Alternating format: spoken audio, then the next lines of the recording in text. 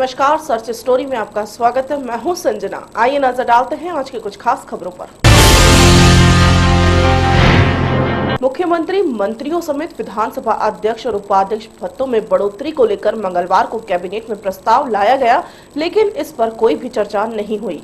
मुख्यमंत्री समेत विधानसभा अध्यक्ष और अध्यक्ष के भत्तों में बढ़ोतरी को लेकर मंगलवार को कैबिनेट में प्रस्ताव लाया गया, लेकिन इस पर चर्चा नहीं हुई। इस विषय पर चर्चा के लिए सीएम शिवराज सिंह चौहान ने समय मांगा है। कयास लगाए जा रहे हैं कि इस मुद्दे पर विधानसभा में चर्चा की जा सकती है। बैठक में वेतन भत्ता बढ़ाने सहित 1.5 दर्जन मुद्दों पर सरकार ने मंत्रियों से चर्चा की। सूत्रों के अनुसार वेतन भत्ते में 120% बढ़ोतरी किए जाना प्रस्तावित था। यह वृद्धि सरकार और निर्वाचन क्षेत्र भत्ते को मिलाकर की जानी थी। कैबिनेट से पारित होने के बाद इसे विधायक को अंतिम मंजूरी के लिए सरकार विधानसभा के मौजूद सत्र में लाने पर विचार कर सकती है। मंत्रिमंडल की बैठक में लाए गए प्रस्ताव में पूर्व मुख्यमंत्रियों की सुविधाओं में भी वृद्धि किया जाना प्रस्तावित रहा। इसके अलावा कैबिनेट में एनजीटी के कार्यकाल को अरेरा हिल्स पर जमीन दिए जाने संबंधित प्रस्ताव लाया गया। मुख्यमंत्री, मंत्रियों और विधानसभा अध्यक्ष और अध्यक्ष के भत्तों में बढ़ोतरी के बाद विधायकों के वेतन भत्ते भी बढ़ जाएंगे। समिति कक्ष में माननीय मुख्यमंत्री शिवराज सिंह चौहान की अध्यक्षता में संपन्न हुई। इसमें अनेक महत्वपूर्ण निर्णय लिए। नवगठित जिला आगर मालवा में स्थित उपजेल आगर को जिला जेल के रूप में उन्नयन करने का तय किया है। सड़कों की दृष्टि से लाहर अमायन भरौली फील्ड मार्ग की आज पुनरीक्षित स्वीकृति कैबिनेट के द्वारा दी गई। इसकी लंबाई 54.80 किलोमीटर है और आंकलित लागत 62.89 करोड़ की पुनरीक्षित स्वीकृति दी गई।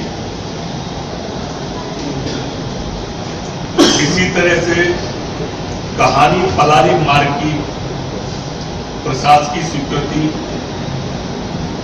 आज कैबिनेट के द्वारा दी गई। इसकी लंबाई 41.13 किलोमीटर है। आंकलित निर्माण लागत राशि 87.62 करोड़ है, जिसकी प्रशासकीय स्वीकृति की जाए, ऐसा कैबिनेट ने तय किया है। झुके ही कैमोर भडुआ मार्ग की प्रशासकीय स्वीकृति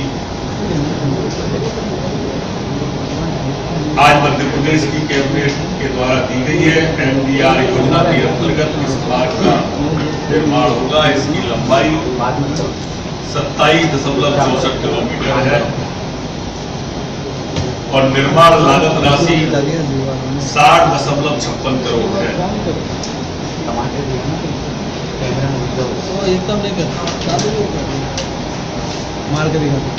एनडीआर योजना के अंतर्गत कठुआ चितरंगी मार्ग को भी आज कैबिनेट के द्वारा स्वीकृति दी गई है, जिसकी लंबाई 36.2 किलोमीटर है और निर्माण की आंकलित लागत 63.62 करोड़ रुपए की है। एमडीआर योजना के अंतर्गत ही पनागर सिंगल दीप मार्ग मझौली मार्ग, जिसकी लंबाई 29.40 किलोमीटर है, जिसकी निर्माण लागत राशि 57.92 करोड़ रुपए की है। इसको भी प्रशासकीय स्वीकृति दिए जाने का मध्य प्रदेश की कैबिनेट के द्वारा निर्णय लिया।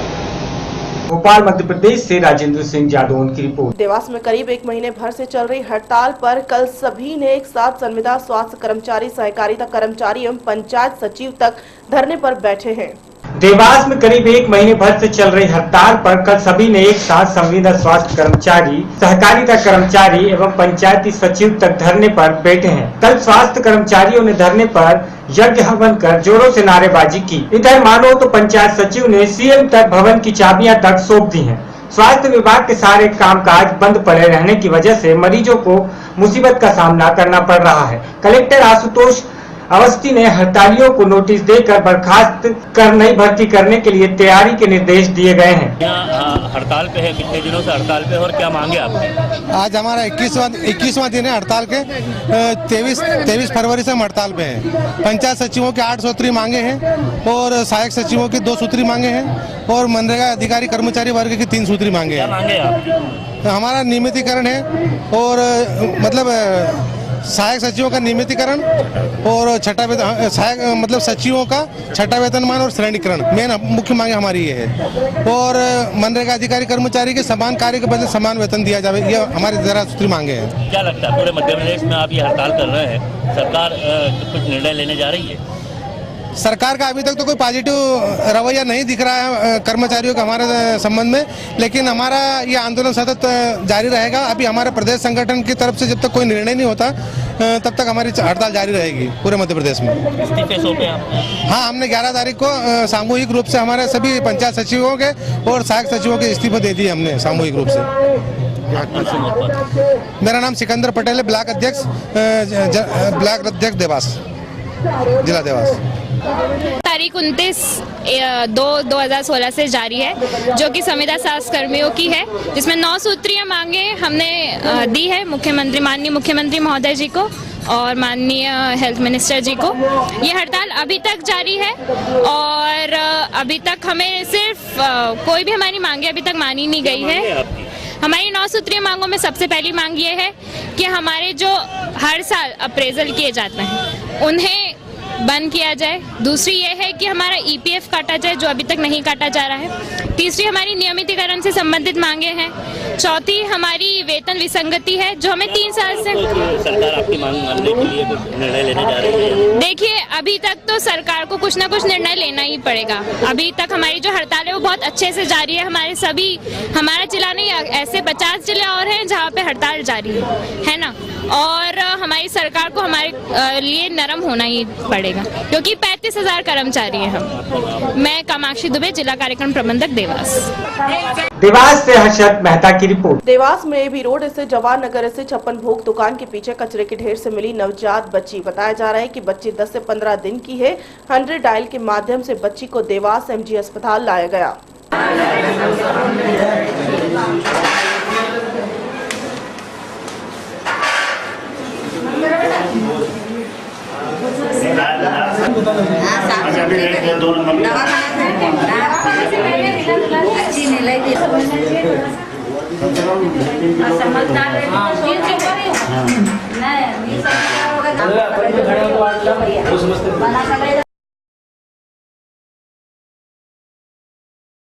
मेरी तो भोपाल से इवेंट आया था कि किसी व्यक्ति ने जो है एक सूचना दी थी कि एक अज्ञात नवजात शिशु को ये कोर्ट के पास में 56 भोग दुकान है, उसके साइड में एक खाली प्लाट पड़ा, उसमें जो है असुरक्षित छोड़ रखा है। सर बता पाएंगे कि अभी बच्ची कैसी, क्या है, स्वस्थ है? बच्ची पूर्णतः स्वस्थ है और उसको मैं वहाँ घटनास्थल पर जाकर के उसको वहाँ से लेके आया हूँ और अस्पताल में भर्ती करा दिया है। इलाज चल रहा है उसका। वैसे बिल्कुल तंदुरुस्त है बच्ची, कोई दिक्कत नहीं है। लगभग 1-2 दिन की ही बच्ची है, ज़्यादा उम्र नहीं है उसकी। और मैं इस पर हूँ तो बच्ची का काम मेरे को यहाँ छोड़ना था, अस्पताल भर्ती करा दिया है। इसके बाद में मामला जो है थाना सिविल लाइन क्षेत्र का है, तो सिविल लाइन थाने को सूचित कर दिया गया है। नाम बताइएगा। मेरा नाम है एएसआई गौरी शंकर वर्मा, थाना इंडस्ट्री एरिया देवास। बताएं। स्थिति में वो कचरे के ढेर पर पड़ी हुई मिली थी। उसको अभी इमरजेंसी में भर्ती करके चाइल्ड स्पेशलिस्ट से एग्जामिनेशन करवाने के बाद आईसीयू में भर्ती कर दिया। सर क्या स्थिति बच्ची की बताएंगे? बच्ची पूरी तरह से स्वस्थ है ना, और इसके अलावा उसको कोई तकलीफ नहीं है, ठीक ठाक। और आपका नाम? Doctor MS गोसर।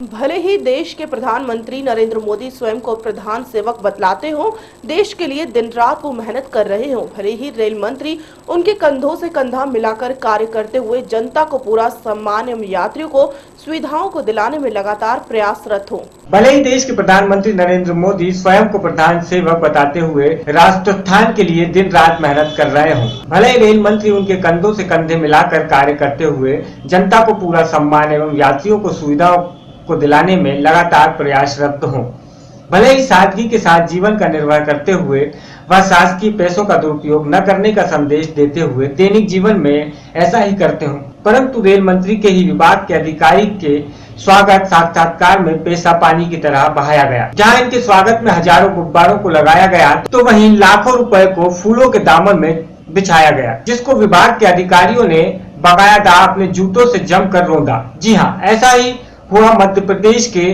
Damoh railway platform पर, जहां प्रबंधक पश्चिम मध्य रेलवे सुरेश चंद्रा एवं डीआरएम सुधीर कुमार के स्वागत में जमकर पलक पखवाड़े बिछाते हुए 1 घंटे से भी कम समय के लिए लाखों रुपए पानी की तरह बहा दिए गए। दमोह से डॉक्टर एल.एन. वैष्णव की रिपोर्ट। हज यात्रा में धोखाधड़ी का शिकार होने के बाद बालाघाट पहुंचे हाजी। बालाघाट में पहुंचने के बाद मुस्लिम धर्मावलंबियों का दल बालाघाट पुलिस अधीक्षक से मिला एवं आरोपी एजेंट अल्ताफ शेरानी की शिकायत पुलिस अधीक्षक से की। सऊदी अरब की उम्र में हज यात्रा के लिए बालाघाट के 15 दिन पहले रवाना हुए 120 हज यात्रियों का जत्था धोखाधड़ी का शिकार होने के बाद बालाघाट पहुंचा है। बालाघाट पहुंचने के बाद मुस्लिम धर्मावलंबियों का दल बालाघाट पुलिस अधीक्षक से मिला एवं आरोपी एजेंट अल्ताफ शेरवानी की शिकायत पुलिस अधीक्षक के पास की है। पुलिस अधीक्षक ने मामले की गंभीरता को देखते हुए हर संभव मदद करने का आश्वासन देते हुए पुलिस टीम को मुंबई से एवं अहमदाबाद के लिए रवाना कर दिया है। अहमदाबाद के एजेंट ने अप्रोच किया जो उनको हज यात्रा पे ले जाएंगे और उसके बाद इन सभी से किसी से 35,000 किसी से 55,000 रुपए तक सबसे लिए इन लोगों ने धंधा किया। पिछले 3 महीनों में इन्होंने ये कार्रवाई की। इन लोगों से पासपोर्ट भी ले गए और उसके बाद वहाँ पर ट्रैवल एजेंसी से मिलकर इन्होंने एक वीज़ा भी बनवा लिया कुछ लोगों के।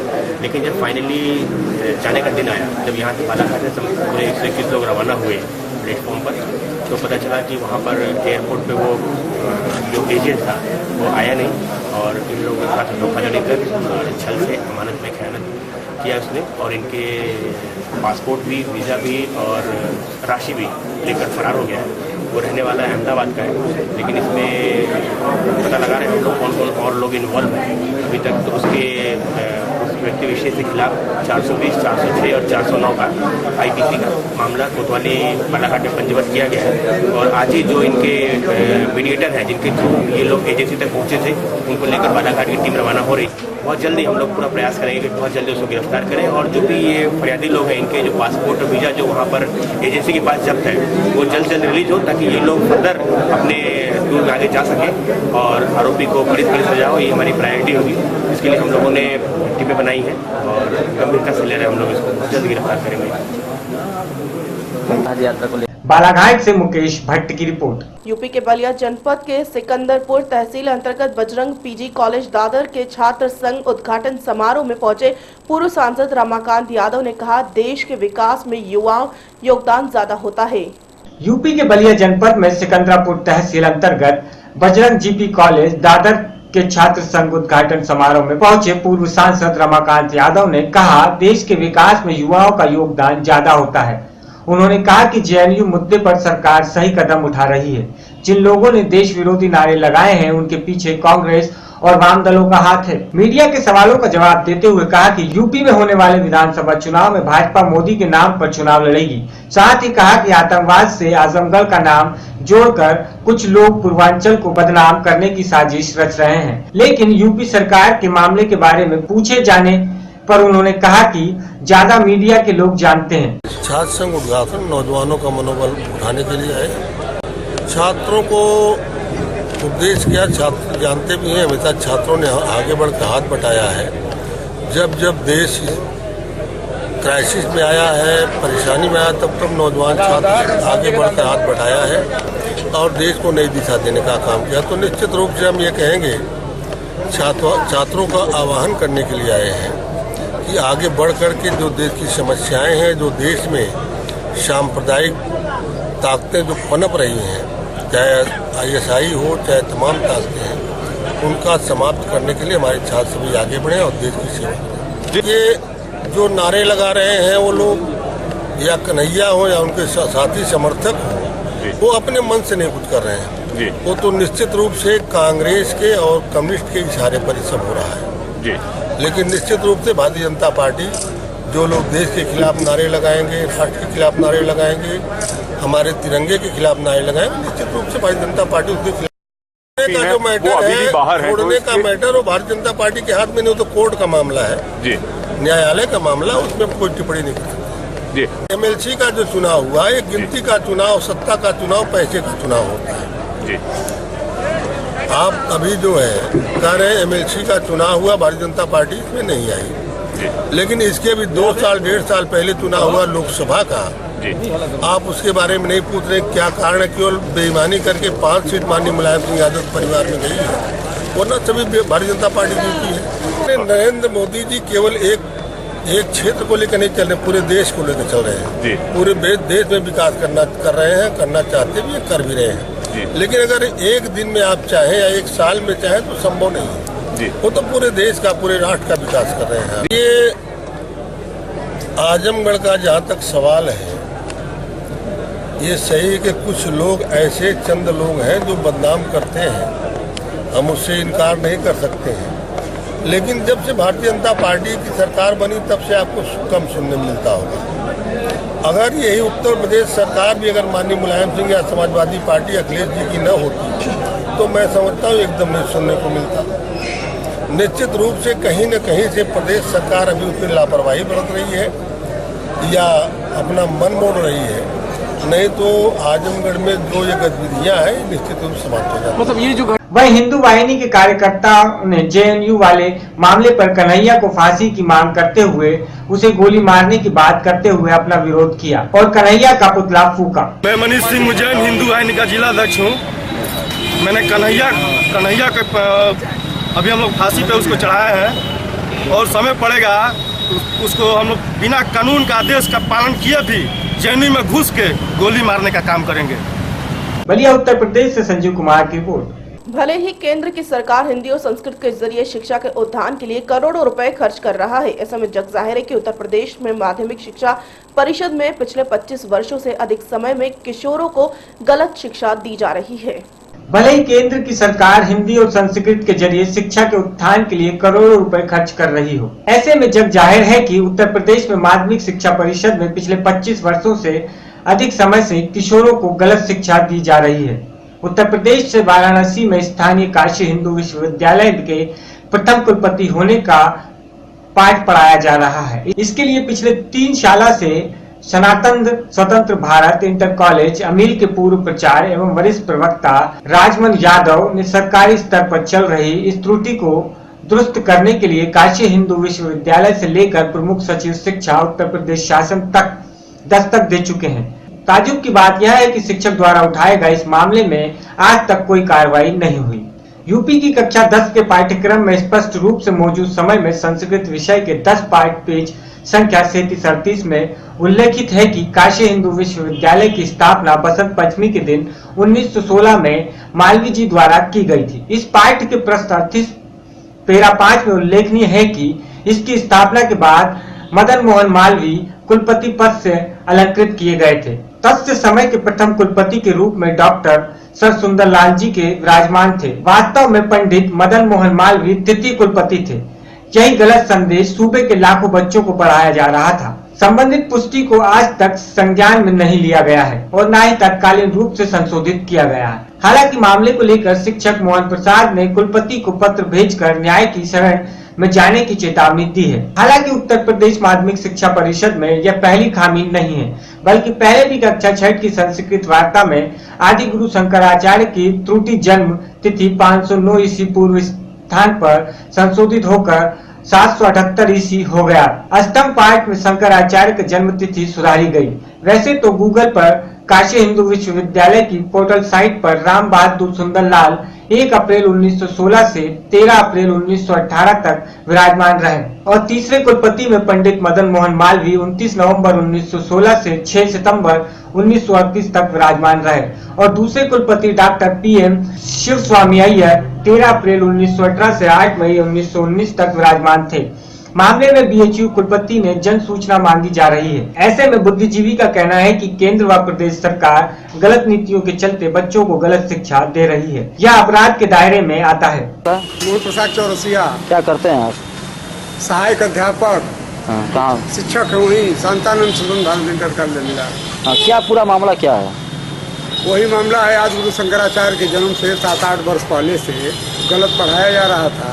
तो हमने 14 में इसकी कार्रवाई शुरू की, करते करते तो जा करके अब 15 में जा करके जुलाई में सुधार होते जाएंगे। तो कैसे इसकी जानकारी मिली कि ये चीज नाम उनका गलत पड़ा है? अरे कक्षा 10 के किताब में सही है 788 ईस्वी, उसमें हमने प्रोफेसर केसी श्रीवास्तव का लगाया है। इलाहाबाद विश्वविद्यालय के हेडा डिपार्टमेंट हरिनारायण दुबे का लगाया है। मोहम्मद शिवराम आपटे की डिक्शनरी का लगाया है। सारे साहित्यों को एकत्र करके हमने मुख्य सचिव को भेजा वहाँ बेसिक के, तो सब लोग पढ़ के अपना एकत्रित करके और समझे कि ठीक है तो सुधार कर दिए। तो क्या लगता है कि ये बच्चों के साथ अन्याय हो रहा है? बहुत अन्याय, 10 साल से अन्याय नहीं हो रहा था, तो अब हमने सुधार करा दिया। अगर बच्चे उस सवाल को अगर दोबारा लिखते हैं तो क्या उसको सही माना जाएगा कि गलत माना जाएगा? उसको लिखेंगे तो गलते रहेगा वो, लेकिन फिर भी तो उसको सही का दर्जा दिया गया है। दिया गया तो शिक्षा विभाग की तो कमी न है कि हमारी कमी, हमने तो ठीक कराया। ये मानते हैं कि शिक्षा विभाग उसमें लापरवाही, बिल्कुल लापरवाही कर रहा है शिक्षा विभाग। अब आप क्या चाहते हैं? अब तो सुधार गया, हमने रिट भी कर दिया था उच्च न्यायालय में। 20,000 रुपया भी हमारा बेकार गया, हमको सूचित भी नहीं सब किए कि आपके पत्र से संशोधन हो गया है, नहीं क्यों जाते हाईकोर्ट। चलिए, याचिका भी दायर की। ठीक। काशी हिंदू विश्वविद्यालय के प्रथम कुलपति के संबंध में, त्रुटि के संबंध में। क्या उसमें त्रुटियाँ थी? त्रुटि है, दिखा रहा हम लोग कक्षा 10 के संस्कृत की किताब में 30-40 साल से पढ़ा रहे हैं कि प्रथम कुलपति थे BHU के काशी हिंदू विश्वविद्यालय के, जबकि वह तीसरे कुलपति, और किसी का ध्यान इस पर नहीं जा रहा। अब 30-40 साल से पढ़ा रहे हैं।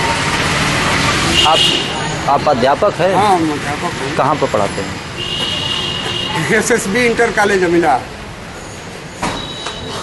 ये त्रुटि के बारे में किसी से शिकायत भी आपने किया था? अरे शिकायत VC के यहाँ किया है, मुख्य सचिव के यहाँ किया है माध्यमिक के, लेकिन कोई सुनवाई नहीं कर रहा है उस पर। रिमाइंडर भेजा है, RTI से मांगा है, फिर छठा तल इंदिरा नगर भेजा है इसको। इसके बाद आप क्या करना चाहते हैं? चाहते हैं सुधार हो जाए इसका, और क्या चाहते हैं कि लड़के सही पढ़ें। प्रथम कुलपति थे सर सुंदर लाल। तो क्या लगता है कि लड़कों के साथ जो छात्र उनके साथ हाँ अन्याय हो रहा है छात्रों के साथ? पूरा मामला क्या है? राजमन यादव, वरिष्ठतम प्रवक्ता, पूर्व प्रधानाचार्य, शांतानंद स्वतंत्र भारत इंटर कॉलेज अमिला मऊ।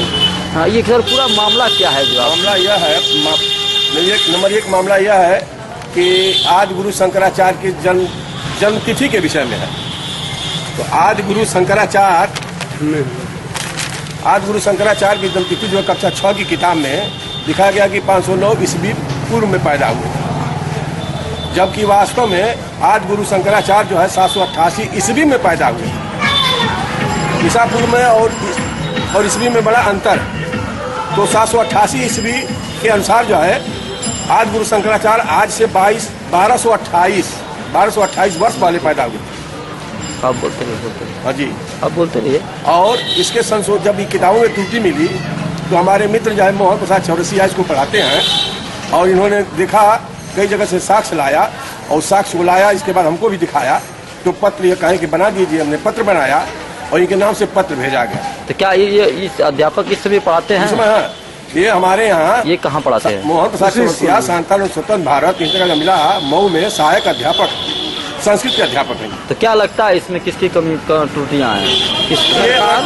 ये तो आज गुरु शंकराचार्य की जन्मतिथि सुधर गई है, तो शिक्षा विभाग के लोग जो है जो भी पा जाते हैं वही जो है संकलन करके भेज दिए, उसको छाप देते हैं, जिससे विद्यार्थियों में गलत संदेश जाएगा। तो शिक्षा विभाग को माना जाता है कि बहुत बड़ी लापरवाही कर रहे हैं। शिक्षा विभाग के लोग और उनसे संबंधित लोग लापरवाही इसमें किए हैं। अब क्या चाहते हैं? अब हम चाहते हैं, वो तो संशोधन हो गया है, लेकिन दूसरा संशोधन एक गलती और पकड़ी गई है। नीचे कहिए। हाँ, आप बोल। BHU के कुलपति जो है, प्रथम कुलपति है डॉक्टर सर सुंदर लाल, और तीसरे कुलपति हैं मदन मोहन मालवीय, माननीय मदन मोहन मालवीय।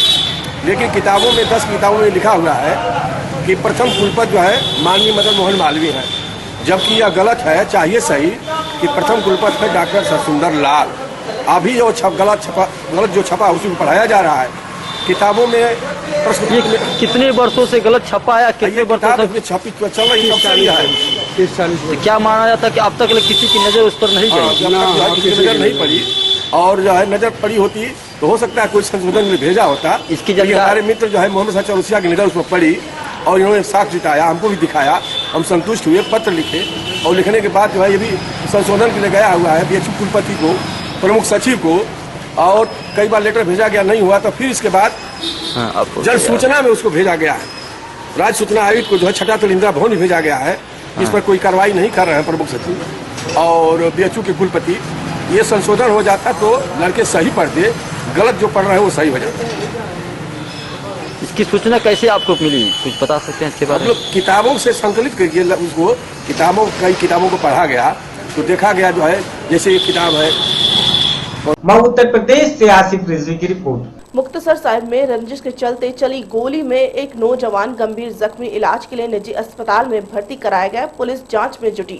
मुक्तसर साहिब में रंजिश के चलते चली गोली में एक नौजवान गंभीर रूप से जख्मी हो गया है।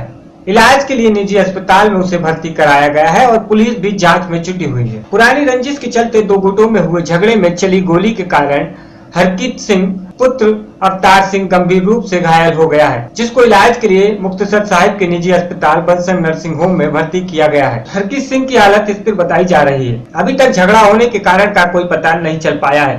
इस बारे में डॉक्टर मुकेश ने बताया कि इसे एक गोली छाती में लगी है, जो दाहिनी तरफ से घुसकर बाईं तरफ के फेफड़ों में जा अटकी है, जिसको ऑपरेशन के बाद निकाल दिया गया है, और एक गोली टांग में लगी है, जो आर पार हो गई है। हरकीत की हालत ठीक है और खतरे की कोई बात नहीं है। ਇਹ ਦੋ ਗੋਲੀਆਂ ਲੱਗੀਆਂ ਜੀ, ਇੱਕ ਤਾਂ ਛਾਤੀ 'ਚ ਲੱਗੀ ਸੀਗੀ ਗੋਲੀ ਜਿਹੜੀ ਕਿ ਸੱਜੇ ਕੱਛ ਤੋਂ ਵੱਜ ਕੇ ਤੇ ਖੱਬੇ ਪਾਸੇ ਤਾਈਂ ਪਹੁੰਚ ਗਈ ਸੀ।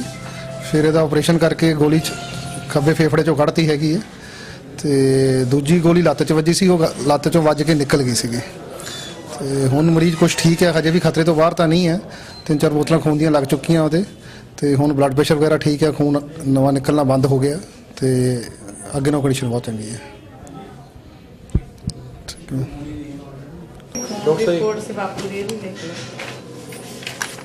ये ठीक है जी, बस वही गड़बड़ा सोडियम घाटा तो है, लै जाओ चुप करके।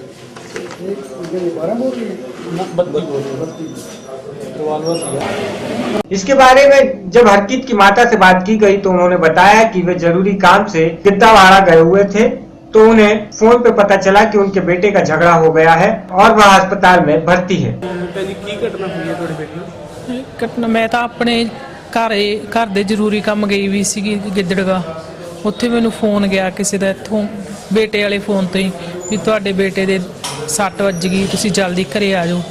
जो मैं डॉक्टर कोले आई तो मैनू पता लग्या एक लत्त विच दी गोली निकली हुई है, दूसरी छाती दे बिल्कुल नाल करके ते डॉक्टरां ने ऑपरेशन अद्धा करता सी जो मैं आई सीगी। हुण उन्हां मेरे बेटे जिहड़ी कंडीशन आ वो सही आ ते वैसे बेहोशी च पुलिस आपदी कार्रवाई कर रही है वधिया तरीके नाल। असीं तां यही मंग करदे भी सही दोषी है जिहड़ा ओही ਲੱਭਿਆ ਜਾਵੇ ਤੇ ਉਹਨੂੰ ਸਜ਼ਾ ਮਿਲੇ। ਹਾਂਜੀ ਕਾਰਨ ਦਾ ਮੈਨੂੰ ਪਤਾ नहीं कारण ਦਾ। इस मामले की जांच कर रहे पुलिस अधिकारी से जब बात की गई तो मौके पर पहुंचे एसएसपी कुलदीप सिंह चावल ने बताया कि अभी हरकीत सिंह होश में नहीं है, जब वह बयान देने के काबिल हो जाएंगे तो उससे बयान के बाद मामला दर्ज किया जाएगा। अभी तो साढ़े को इन्फॉर्मेशन आई है Harkirat Singh son of Avtar Singh injured होया है, बट नाउ हजे वो अनकॉन्शियस है। जदों होश में आऊगा ताइयों पता लगेगा एक्चुअल की हैगा ते वो जेरे इलाज हैगा। जदों होश में आऊगा असीं दसांगे नहीं, केस रजिस्टर्ड करेंगे आफ्टर द स्टेटमेंट। जदों स्टेटमेंट आ जाएगी then we will take the action. Muktsar Sahib से तस्लीम डूडी की रिपोर्ट। खबरों में फिलहाल इतना ही, मुझे दीजिए इजाजत, नमस्कार।